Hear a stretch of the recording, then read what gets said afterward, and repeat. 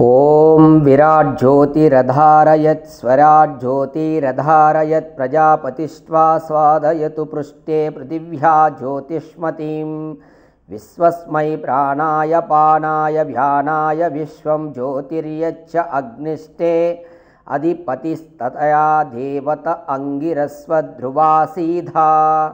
యజుర్వేద మంత్రం 13వ అధ్యాయము 24వ మంత్రం. భావార్థము: స్త్రీ పురుషులు ఇరువురు అంటే ఒకరొకరని కాదు, స్త్రీలు పురుషులు ఇద్దరు కూడా సత్సంగమములు విద్యాభ్యాసముచే విద్యుత్తు మున్నగు పదార్థ విద్యను మరియు ప్రీతిని సదా వృద్ధి పరుచుకొనుచుండవలెను.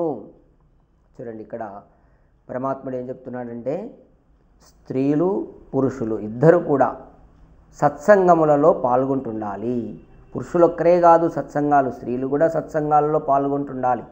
అలాగే విద్యాభ్యాసం, స్త్రీలకు విద్యాభ్యాసము ఉంది, పురుషులకు ఉంది. పరమాత్ముడే చెప్తున్నాడు, స్త్రీ పురుషులు ఇద్దరూ కూడా విద్యాభ్యాసం చేయాలి, ఇద్దరూ చదువుకోవాలి. పురుషులొక్కరే చదవాలి, స్త్రీలు చదవాలని కాదు.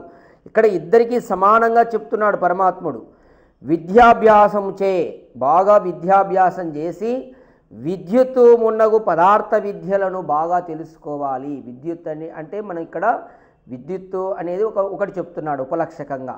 తర్వాత ఇంకా మిగతా పదార్థ విద్యలన్నీ కూడా బాగా తెలుసుకొని సదా ప్రీతిని ఎల్లప్పుడూ వృద్ధిపరచుకొనుచుండవలెను. అలాగే ప్రీతిని అనేది పెంచుకోవాలా.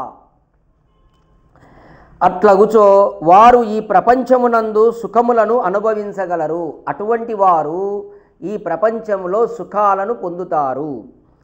పతిపత్నులు ఇరువురును సదా పరస్పరము ప్రీతిపూర్వకముగా సత్కరించుకొనుచు సౌఖ్యములను అనుభవించవలెను. చూడండి, ఇక్కడ పరమాత్మ అనేక మంత్రాల్లో భార్యాభర్తలు ఇద్దరు కూడా ఒకరికొకరు చాలా ప్రీతిపూర్వకంగా, అంటే ప్రేమపూర్వకంగా, ప్రీతి అంటే అత్యంత ప్రేమపూర్వకంగా ఉంటూ ఒకరికొకరు సత్కరించుకొనుచు, అంటే గౌరవాన్ని ఇచ్చుకుంటూ మర్యాదగా ఇద్దరు కూడా ఒకరొకరు మర్యాద ఇచ్చుకుంటూ ఆ విధంగా సౌఖ్యములను అనుభవించండి, అత్యంత సుఖాలను మీరు పొందండి. ఓం.